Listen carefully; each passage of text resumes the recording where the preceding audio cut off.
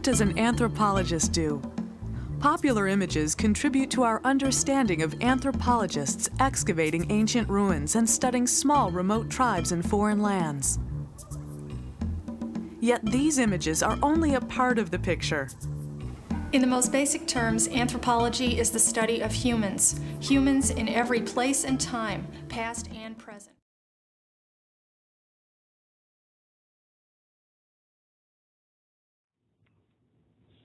Hi, this is Ed Liebow, the Executive Director of the American Anthropological Association, launching our inaugural Anthropology Day here in 2015. And with me are Elizabeth Briody and Dawn Bodo Lehman.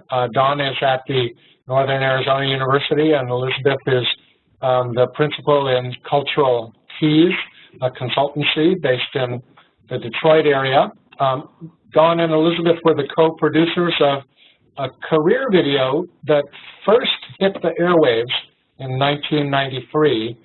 That's 22 years ago, and it's a fun time to reflect, I think, on what has stayed the same and what has changed since then in the world, especially of applied and practicing anthropology. I wonder if we could start, maybe I could ask you, Dawn, to tell us just a little bit about producing this video. Well, Elizabeth came up with the first idea of presenting some of the issues that needed to be addressed in anthropology 23 years ago. And because I had been in the video and film industry before becoming an anthropologist, I was able to identify some producers and writers and musicians that would be interested in participating in this project. As you know, Detroit is an automotive city, and the opportunity for these folks to do something more creative and exciting was very appealing to them. Then Elizabeth really was the lead on talking with universities across the country to gain their support for the development of the video.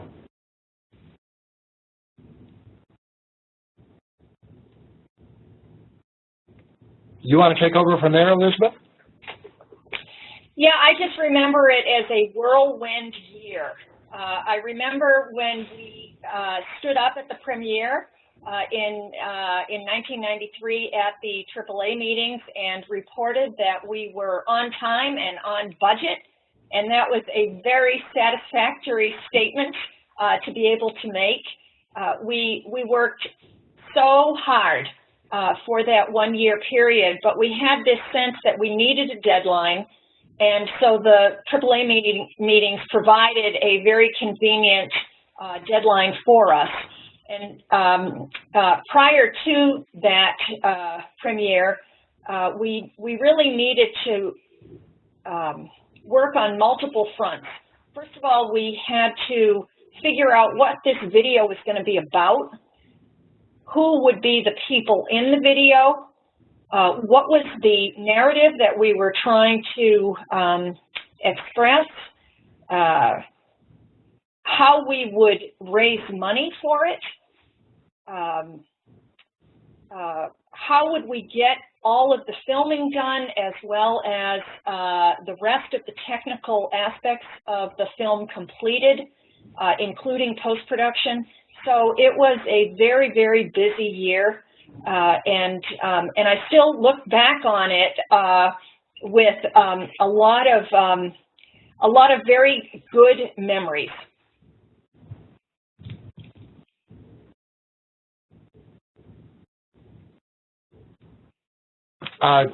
Well, I have to confess that I had a small part after the production was over in helping with putting together a marketing and distribution plan for the video, along with a small committee of folks who made their livings in the marketing world or who taught in business schools. Tim Malafite and Eric Arnold were among those, and some others as well. But I wonder if you might want to reflect now, the two of you, on the intervening period since this video was first released. You know, there's still a demand for it. The association office here continues to get new copies dubbed every year for distribution. And I wonder if you might want to reflect a bit on what you think has happened in the last 20 years or so. First, personally, when you think back 20 years ago, Elizabeth, what have been some of your professional highlights over this period? Well, I told Dawn when we finished the video that there would only be one video in my lifetime. I have kept to that. It was such an intense piece of work that I think it just about killed me. But I think the video has a lot of staying power. And partly it's because practice and application continue to grow by leaps and bounds.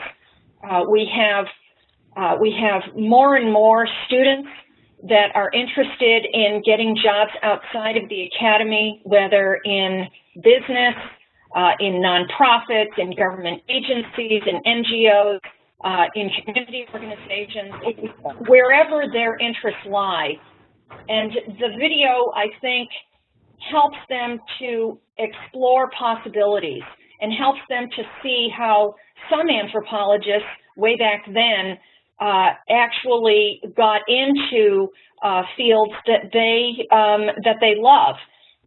So from that perspective, I think that the video still fulfills a very important goal, which was to help people understand what some of the possibilities are and how people can make their way into that world.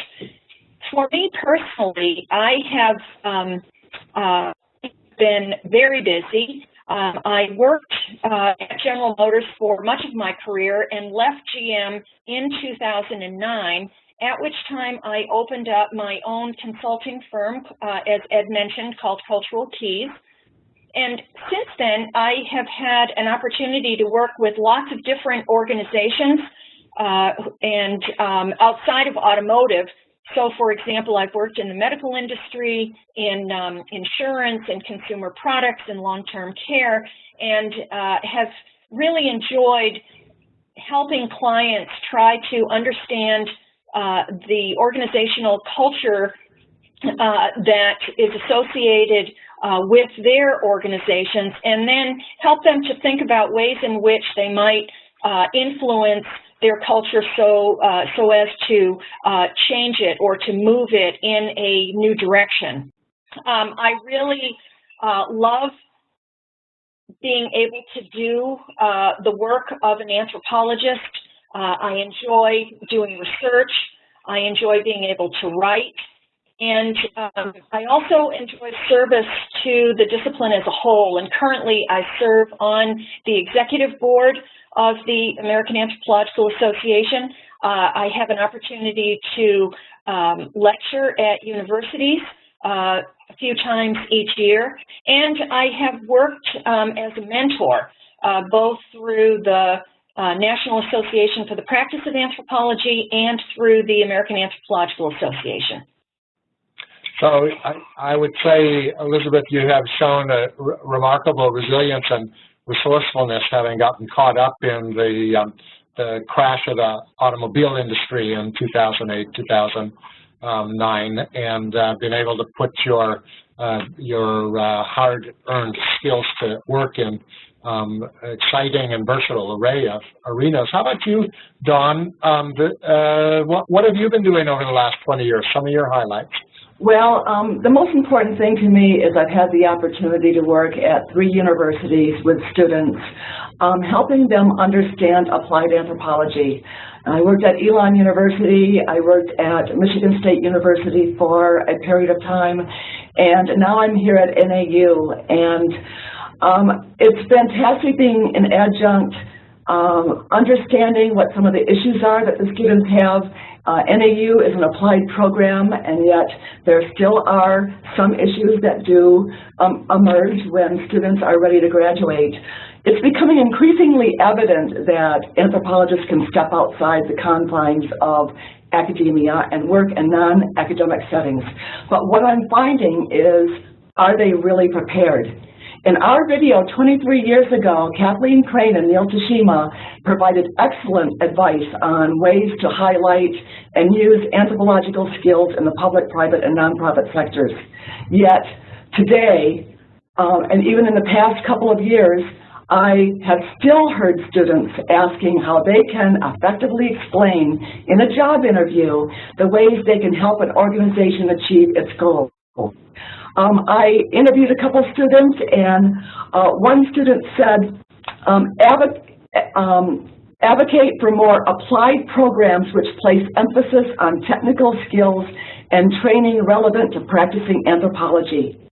Anthropologists entering the job market need this training for successful and meaningful careers in a variety of employer sectors outside academia. The AAA should encourage all anthropologists to acquire some of these skills in graduate programs while stressing the importance of applied anthropology to institutions and organizations outside the academy. And then another student said, I think it's a struggle to see careers beyond the academy as valuable because graduate programs are more or less run by academics, and they may know what they can offer students. They may not know what they can offer students who want to take a different path. I also think graduate programs want to self-sustain and still values top-to-bottom education. And so what I'm finding is that some students feel that they're learning and they want to get into outside careers, and other students really don't know how they can get into outside careers.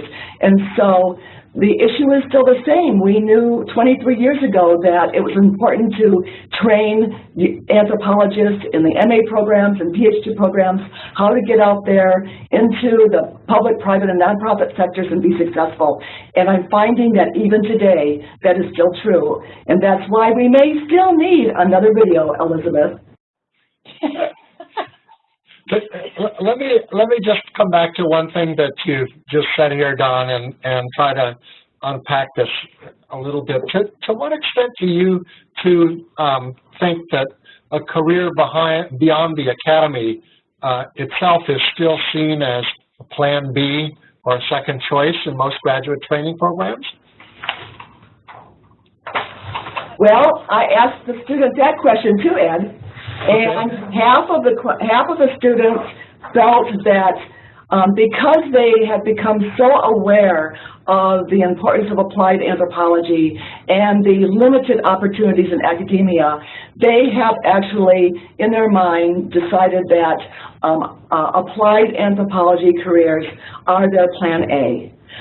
On the other hand, there are students who feel that in their graduate programs, there has not been enough emphasis on applied careers, and they feel that because there hasn't been enough emphasis to have applied anthropology careers as a plan B is something less important. One student said that the emphasis on the academy is still prevalent within most graduate training programs. Programs are still directing students toward lofty research goals and not focusing on practical, skill-based applications of anthropology in real-world scenarios. Many programs may not advertise the variety of employment opportunities outside of academia, making students feel as if a career in the academy is the only option. So we have two types of ideas about Plan A and Plan B. Elizabeth, what's been your experience? You mentioned that you're going around and are able to guest lecture in universities, and I'm sure one of the reasons that you're brought in is to talk about the world beyond the academy walls. Right, and I was going to say I'm glad Dawn had some comments from some of the NAU students, because I was going to say really to get at that question you really have to ask students, but I think you also have to ask those who mentor the students, and that will give you maybe a slightly broader perspective. I can say that I was very recently invited to an Ivy League university where recent graduates as well as current students expressed their concerns to me about how they felt relative to those who were planning a more academic track. And so I think that certainly the issue is still there. It's a complicated question. It's tied up in ideology and beautifully discussed by Carrie Brondo and Linda Bennett in their 2012 American Anthropologist article that was called Career Subjectivities. I think that many aspects of the discipline's culture have to change, including academia's views of practice, views of organizational work, of professional anthropologists, of anthropological roles in implementing change, and of ethics. So I think we have to be in this for the long haul. This change has already been going on for decades. The first applied program was Memphis, and that was in 1977. Napa was created in '83. The predecessor to Copapia was created in 2004. And today, COPA, which is the Consortium of Applied Anthropology Departments, that now has 33 member departments, which I think is extremely impressive because these applied program member departments get together and share information, share ideas, talk about how to move forward in their plans as they are developing and then trying to sustain these applied programs. So I think we're in it for the long haul. Eventually the tide will turn. I think there is a need for both. One is not better than the other. We need academics. We need practitioners or professional anthropologists. We have both in the association, and we just need to recognize that both have important skills. Thanks, Elizabeth. Now, as you mentioned, you do occupy the applied and practicing seat on the executive board. From that vantage point, what do you think are some of the distinguishing features of the applied programs, the ones that are part of the consortium of practicing and applied anthropology programs around the country?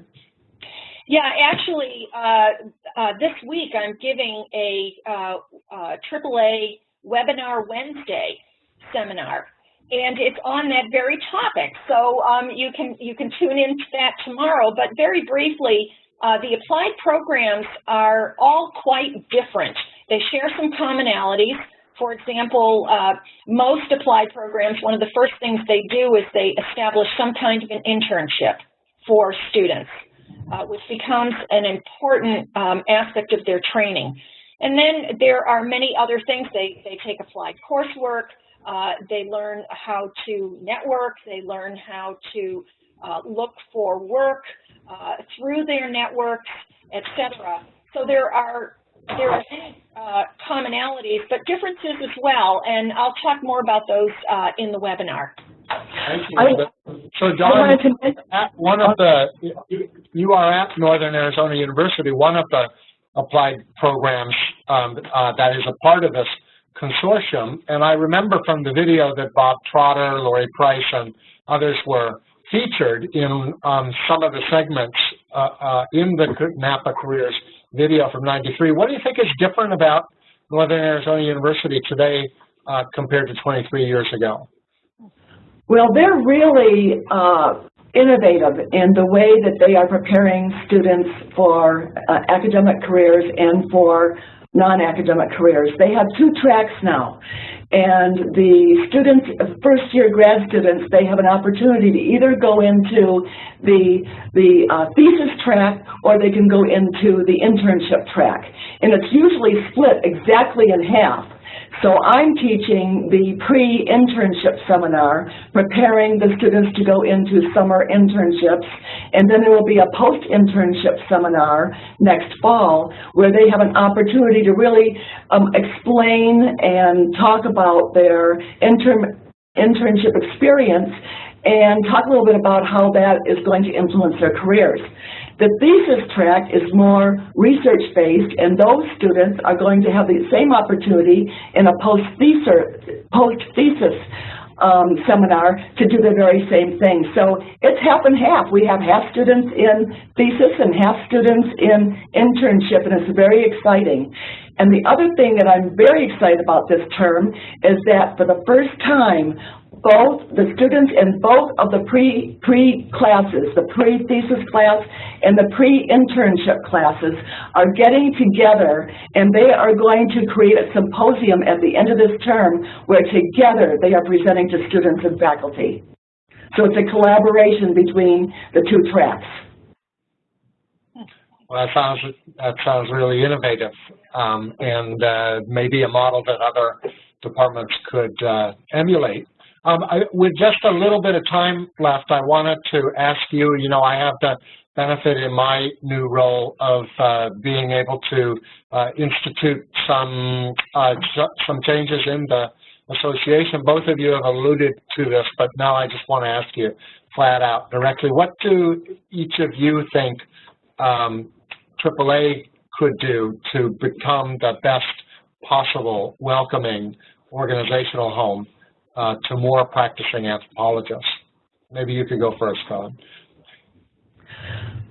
Well, I think that it's important that AAA reaches out to younger students, to the undergraduates in a more specific way. I'm hearing that a lot of the students who are graduate students now really didn't know much about AAA at the undergraduate level. And I think to reach out at the undergraduate level and also to reach out in high schools, I think would be fantastic. I think we talked about that 23 years ago, and I think it would be a great thing to move forward on more aggressively. The other thing that students are saying is that because they don't know that much about AAA, they really don't know how to navigate what would be helpful for them. And some of them have not joined because of the cost. And they were wondering if there was a way to have an extended discount for entering members. Okay. I hear outreach and expense, and also that outreach has packed into it the value of a membership as well. The other thing too, Ed, is that I really feel that it's important that high school teachers and undergraduate professors and even graduate professors have more tools to help them articulate types of skills that students could use when they go out into the workplace. Well, thanks for that. Elizabeth, have any additional thoughts about ways that we, as an association, could become a more welcoming home for practicing anthropologists? Yes, I have two different sets of ideas. I would say that it's a two-pronged approach.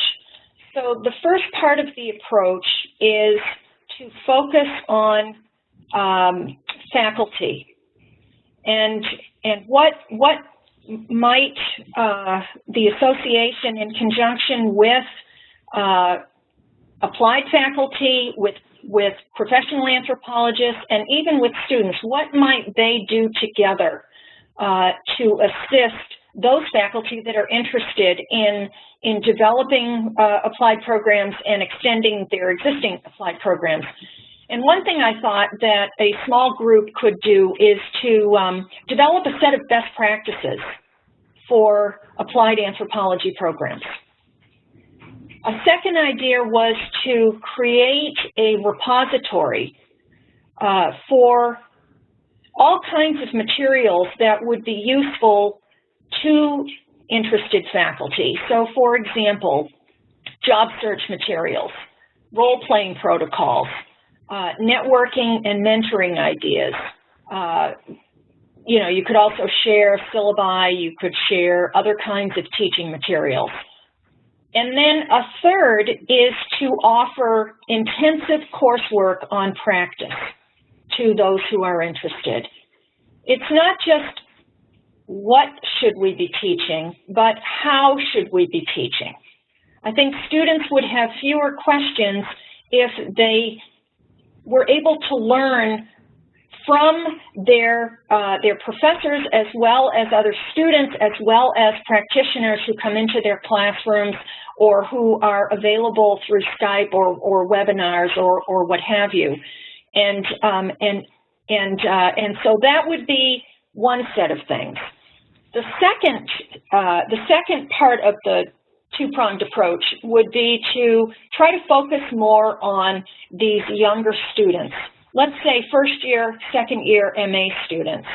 And for them, I think that the association might encourage them to submit for maybe a poster session or even a volunteer session at the annual meeting on a topic of their choosing, and then you could maybe potentially give them a discount on their registration. So that kind of is the core event, if you will, of the association, but you know, it's only once a year, and students need much more encouragement throughout the year. So what else could you do? Well, there's a bunch of other things you could do, but one is maybe there's a way to connect them with practitioner mentors. I mean, there are mentoring programs that exist. We've got NAPA, we've got Society for Visual Anthropology, we've got the Association of Black Anthropologists, et cetera, the Council on Anthropology and Education. I mean, we have existing mentoring programs, and so maybe there's a way where we could take on a few of the features of the current AAA Leadership Fellows program and adapt it for these young MA students so that the mentors would serve as a guide for several months prior to the annual meeting. And it could be related to the poster that the student is working on. It could be related to life after your schooling is over. It could be related to just general career issues. And then after the annual meeting is over, maybe it's possible to get those same MA students involved in some real association project work so that you keep them interested. It's no good if they come to the first meeting and then you don't see them ever again. But if you can get them interested in the work of the association and help them see that they have a vital role to play, I think that your retention of these new members would be much improved. So just to sum up then, I think we need a dual course, one directed at faculty, one directed at students, and both involving faculty, students, practitioners, and the AAA working together. Also, Ed, I can see reaching out to corporations and asking them if they would be willing to provide some case studies, how they work with anthropologists, and also ask them questions about what they want to know from anthropologists in terms of what anthropologists can do for their organization.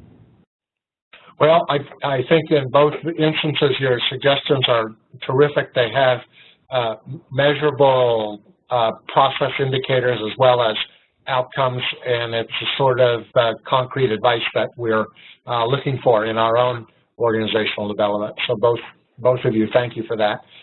Closing thoughts that you might have as we celebrate this inaugural Anthropology Day. What should we be doing next year to expand the celebration? Celebrating on all the new innovations we've created since today. And I think it would be good to highlight student work. Student work. Okay. Work, whether it's of an applied nature or theoretical nature. I think students are the future, and they should be a vital part of our National Anthropology Day going forward. Okay. Well, thank you both for taking the time today to speak with me, and also for the many, many years of service that each of you have dedicated to the field and to the association. It's much appreciated. Thank you so much. Thank you, Ed. Thank you.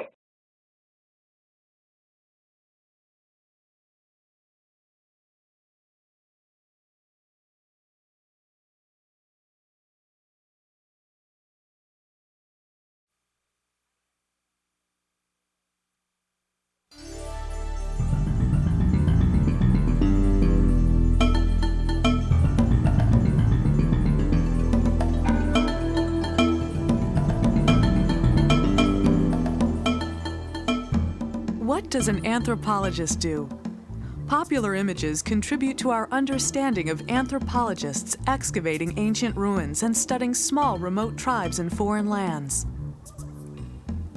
Yet these images are only a part of the picture.